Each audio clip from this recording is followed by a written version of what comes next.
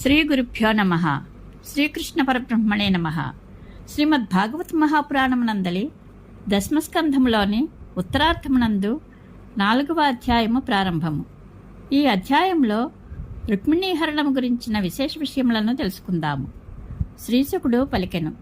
విదర్భదేశ రాకుమారి అయిన రుక్మిణీదేవి యొక్క సందేశమును వినిన పిమ్మట శ్రీకృష్ణుడు అగ్నిజ్యోతుని చేతిని తన చేతితో పట్టుకుని దరహాసమనర్చుచో ఇట్లు నుడివెను. బ్రాహ్మణోత్తమ, రుక్మిణి నా యందువలే నేనును ఆమెపై ప్రేమ పరవశుడనై ఉన్నాను.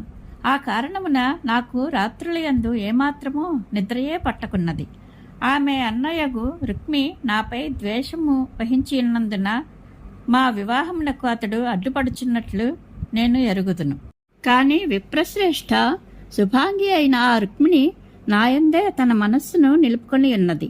అందువలన అరణిని మధించి అగ్నిని గ్రహించే రీతిగా నాకు అడ్డు వచ్చిన శత్రుమూకల పీచమణచి ఆ తరుణీమణిని తీసుకుని వత్తును. శ్రీశుకుడు వచించెను.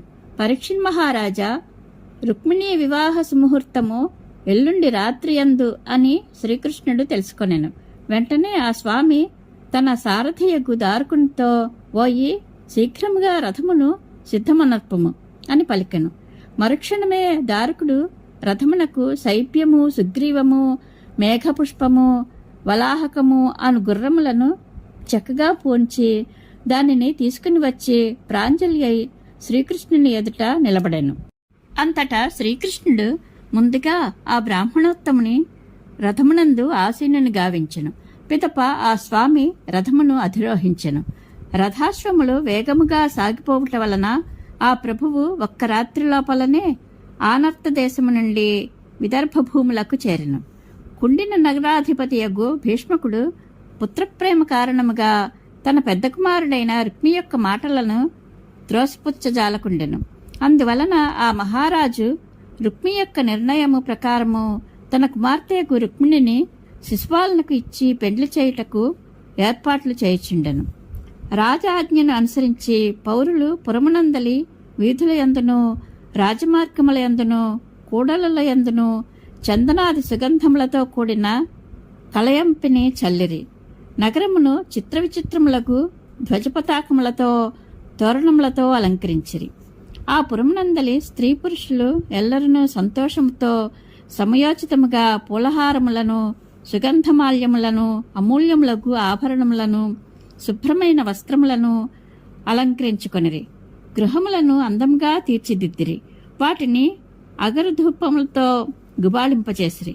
రాజా భీష్మక మహారాజు ఆ శుభ సందర్భమును పురస్కరించుకొని దేవతలను, పితృదేవతలను విద్యుక్తముగా పూజించెను.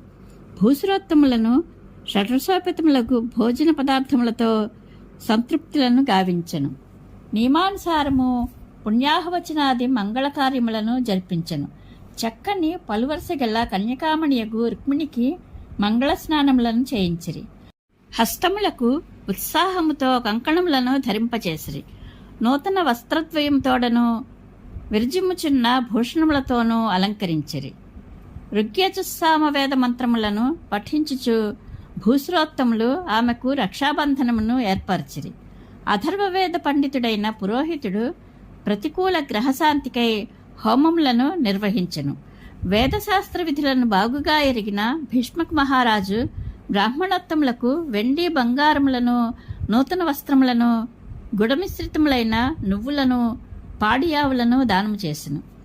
చేది దేశాధిపతి అయిన దమఘోషుడును ఇదే విధముగా తన కుమారుడగు శిశుపాలనకు అభ్యుదయార్థము మంత్రవిధులైన విప్రులచే వివాహ సంబంధమైన సకల శుభకార్యములను జరిపించెను. పిమ్మట అతడు మదజలములను స్రవించుచున్న గజబలములతోడను, బంగారు మాలలతో అలంకృతములైన రథములతోనూ, కాల్పలములతోడను, అశ్వదళములతోడను ఒప్పుచున్న తన సైన్యములను వెంటబెట్టుకుని కుండిన నగరమునకు చేరెను. అంతటా విదర్భ దేశాధిపతియగు భీష్మక మహారాజు దమఘోషాదులకు ఎదురేగి స్వాగత మర్యాదలను నిలిపి వారిని సముచితముగా పూజించెను. ముందుగా ఏర్పాటు చేయబడిన విడిది గృహములలో వారిని నిలిపెను. ఆ సందర్భమున శిశుపాలుని వెంట అతని పక్షమునకు చెందిన సాల్వుడు, జరాసంధుడు, దంతవక్త్రుడు, విదూరథుడు, పౌండ్రకుడు మొదలగు వారు వేల సంఖ్యలో విచ్చేసిరి. సాల్వాదులు బలరామకృష్ణుల ఎడ వైరభావము కలిగి ఉండిరి. రుక్మిణీదేవి శిశుపాలనకే దక్కునట్లు చేయుటకై సిద్ధపడి వారు అచ్చటికి వచ్చిరి.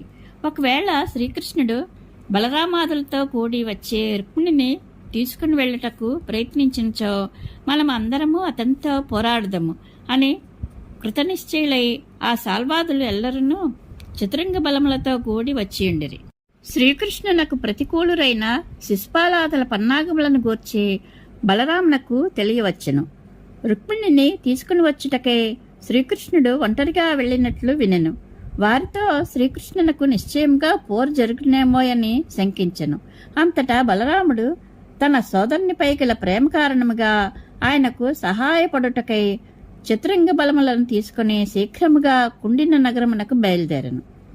సౌందర్యరాశి అయిన రుక్మిణీదేవి శ్రీకృష్ణుని ఆగమనమునకై ఎదురుతెన్నులు చూచుచుండెను.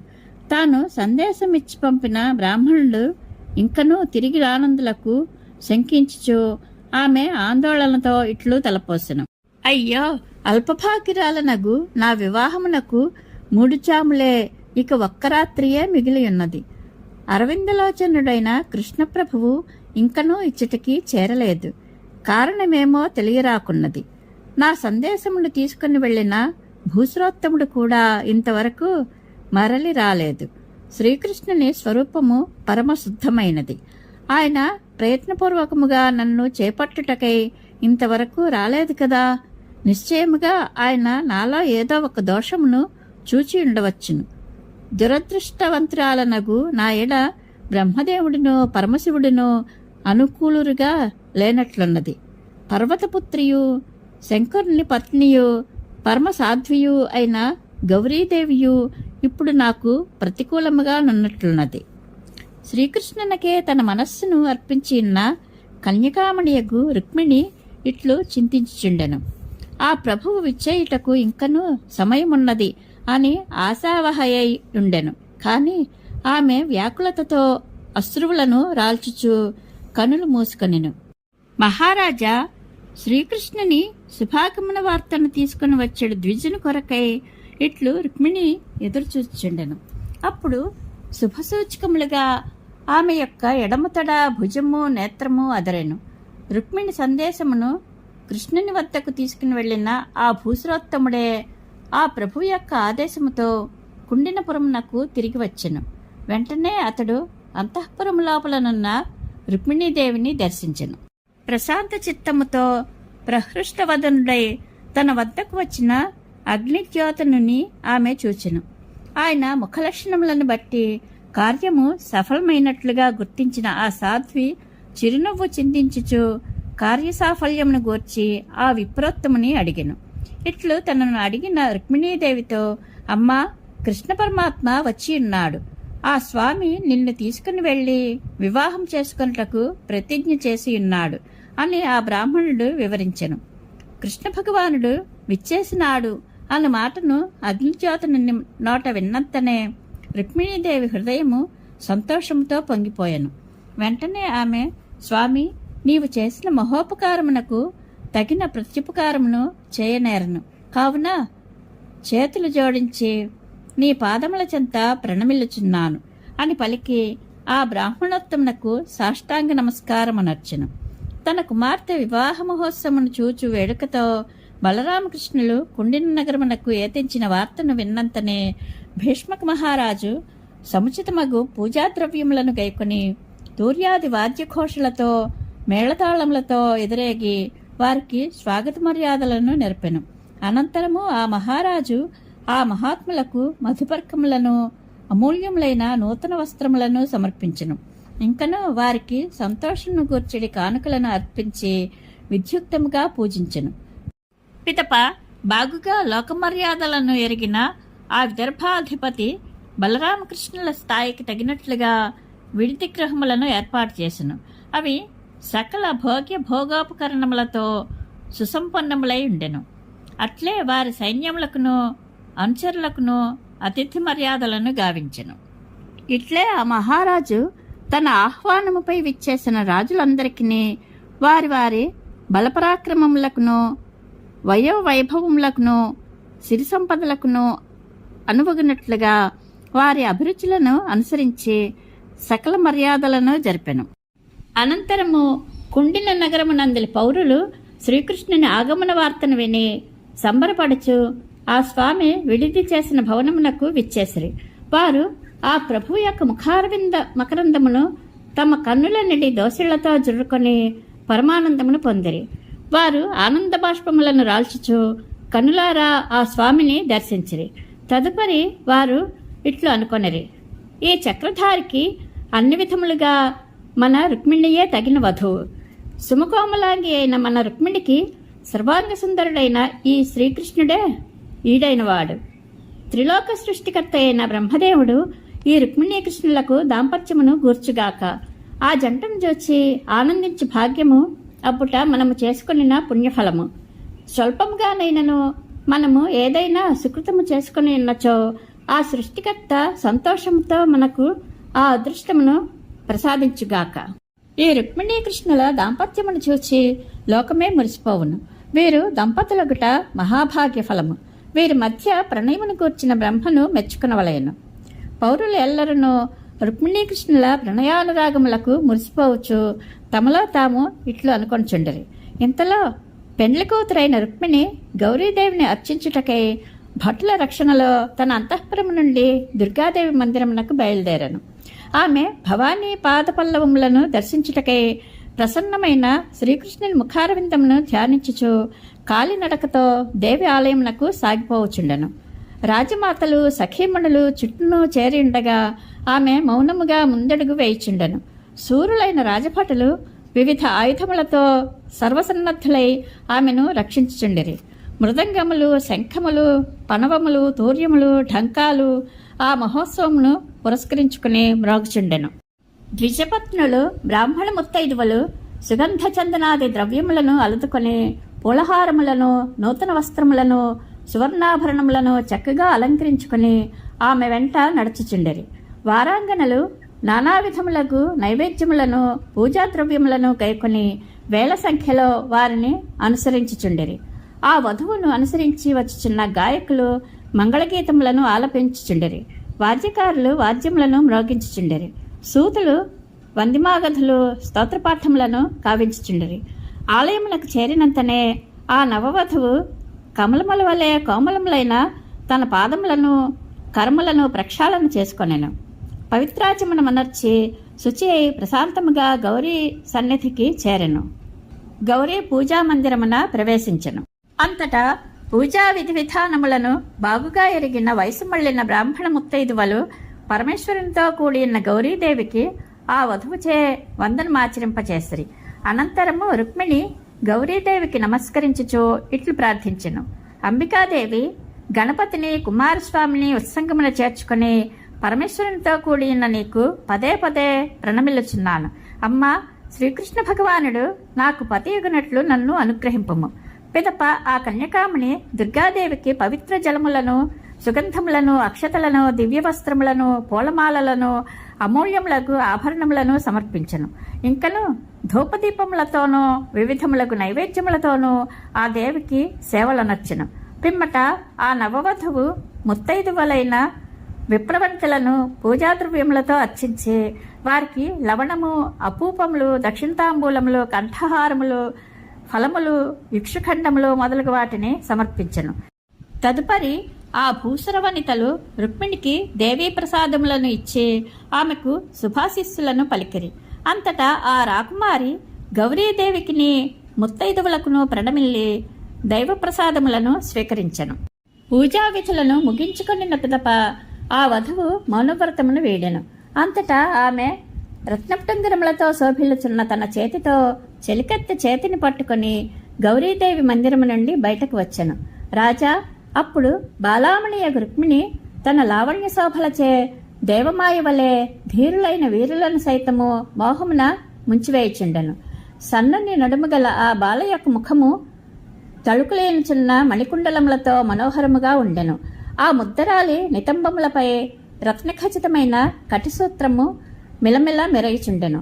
ఆమె వక్షస్థల శోభలు యవ్వన ప్రాదుర్భావ దశను ప్రకటించుచుండెను. ముఖమున వ్రేలాడుచున్న అందాల ముంగురుల కారణమున ఆమె చూపులు చంచలములై ఒప్పుచుండెను. చిరునవ్వుల సింగారములు ఆహ్లాదకరములై అలరారుచుండెను. దొండపండు వలె విలసిల్లుచున్న ఎర్రని అధరకాంతుల ప్రభావమున ఆమె పలువరుసలు మల్లెమొగ్గలను తలపింపచేయుచుండెను. ఆమె నడకల సోయగములు కలహంస గమనములను స్ఫురింపజేయుచుండెను. కాళియందల గలగలలు ఆమె పాదపల్లవములకు ప్రత్యేక వైభవములను సంతరింపచేయుచుండెను. ఆ ఒప్పుల కుప్పను చూచినంతనే అచ్చటికి వచ్చిన పేరు మోసిన వీరుల హృదయములు కామవికారములకు లోనయ్యెను. ఫలితముగా వారెల్లరూ మోహమున మునిగిరి. రుక్మిణి తన సౌందర్య సర్వస్వమును శ్రీకృష్ణునకు అర్పించియుండెను.